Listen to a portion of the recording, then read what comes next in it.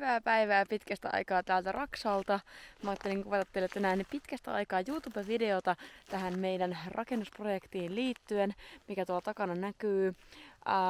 Me ollaan saatu rakennusluvat, meillä on raksahommat alkanut. Jännittää ihan sikana, mutta tällä tontilla tullaan viettämään koko kesä käytännössä.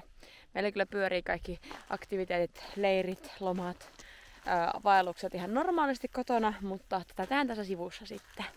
Eli tosiaankin meillähän on siis, monet on kysynyt, että mikä homma tää on, mihin käyttöön toi hirsitalo tulee. Meillä on siis viime syksynä siirretty hirsitalo tänne meidän tontille. Siitä löytyy videota tuolta ja sitä siirto-operaatiosta, mutta sitä ei siis tule meidän kotia, vaan se on meidän yrityksen rakennus. Meidän yritys on vuokrannut tämän tontin meiltä ja meidän yritys rakentaa tätä hommaa tänne. Mitä siihen taloon sitten tulee, niin ensinnäkin siihen tulee 2 taloa. Päärakennus ja sauna. Mennään päärakennukseen, mennään katsoa mihin. Elikkä täältä tullaan tänne meidän tontille. Tossa on toi vanha navetta ja siinä on pressujen alla noi meidän hirret. Ja täällä on meidän koneurakoitsijan rekka. Kuorma-auto ja tosiaan tähän kohti tulee se meidän hirsitalo. Tässä on hyvät pohjat tehtynä ja täällä on nyt tämmöisellä laiduntolpilla merkattu tällä hetkellä tää talon paikka. Eli tähän on tulossa se tönö. Tuolla näkyy vähän lampea ja tässä avautuu pohjoistaivas ja vaarat. Tonne on aika kaunis paikka. Tähän tulee toi päätalo. Mitä siihen päätaloon sitten tulee? Siihen päärakennukseen tulee alakertaan, tulee toi vähän niin kuin semmonen ravintolan keittiö, sitten siihen tulee semmonen kurssitila, semmonen tila, monitoimitila, missä voi pitää kokouksia, kursseja, ruokkia, mitä nyt ikinä keksiikään sitten tehdä siinä. Sitten siihen tulee yläkertaan semmoinen avoin sali, jossa voi pitää vaikka joogaa, äänimalirentoutuksia, mitä sitten keksitäänkään pitää. Mutta sitten tulee semmoinen rakennus. Sitten tulee sen lisäksi sauna. Mennään katsomaan mihin sauna tulee. Me ollaan nyt tässä päärakennuksen kohdalla. Tässä on vanha päärakennus, josta on purettu toi Benksalla ollut etuterassi. Ja sitten lähdetään tätä uutta highwayta pitkin tänne saunalle. Ja navetan toinen pääty löytyy tosta. Ja täältä tosiaan papi menee tuolla. Täältä näkyy, me ollaan jonkun verran tehty tähän tosiaan. Tässä meni vanha semmonen peltotie, mutta tää on nyt ojitettu ja laitettu rumpuputkeen ja ajettu murskeet tähän päälle, niin tässä pystyy ajaa autollakin. Ja tonne on tosiaan tuossa sauna. Näkyy tuolla vielä noin kankaat, kun ei ole pohjia vielä tasoteltu. Mutta siihen olisi tulossa sauna. Aika kivalle paikalle mun mielestä. Vai mitä mieltä te ootte? Saunassa tulee 10 hengen asiakassauna. Noin 10 hengen.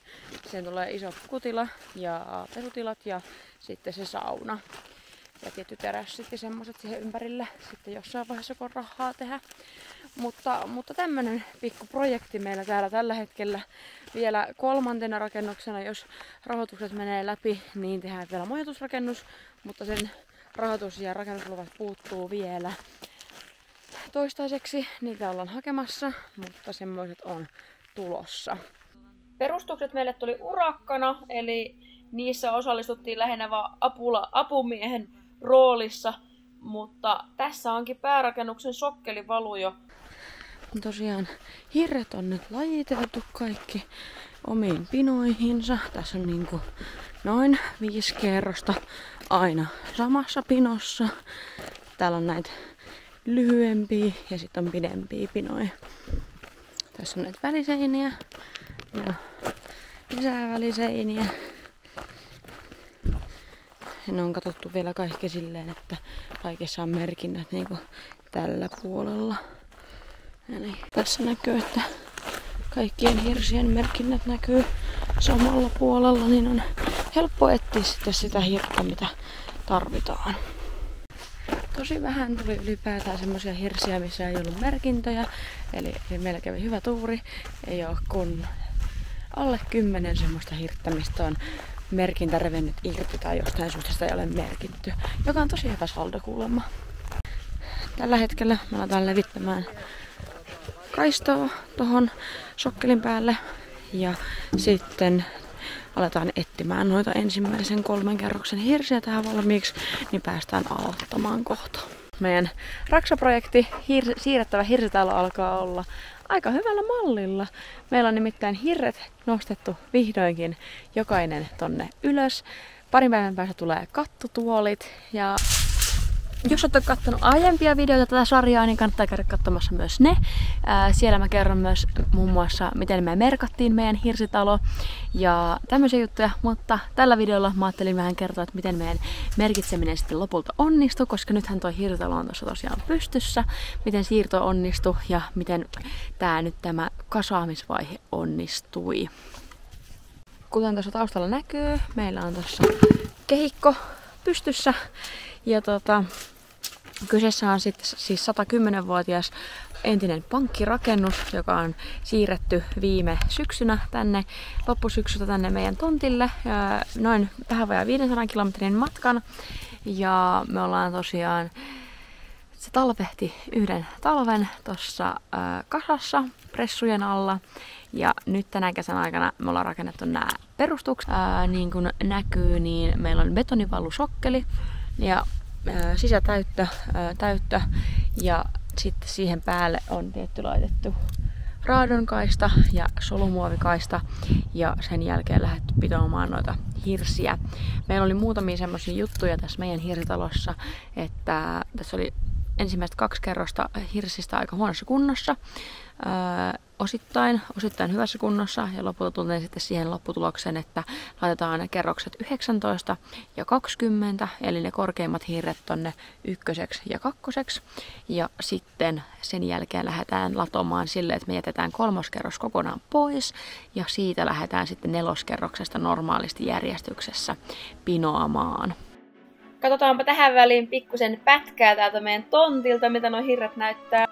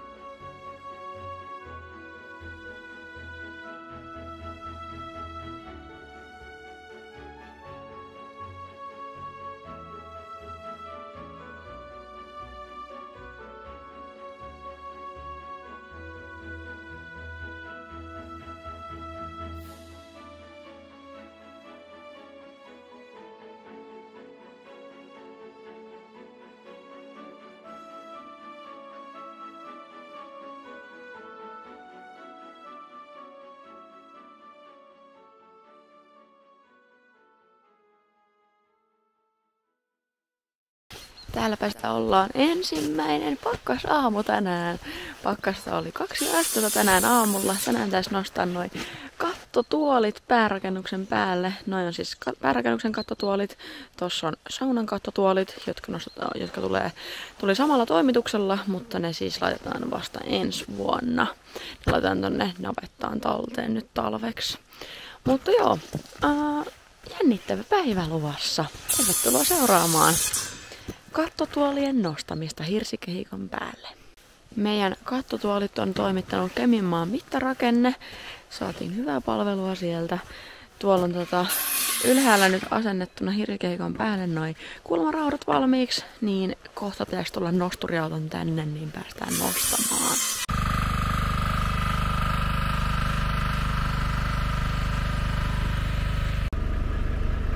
Täälläpä ne kattotuolit nousee.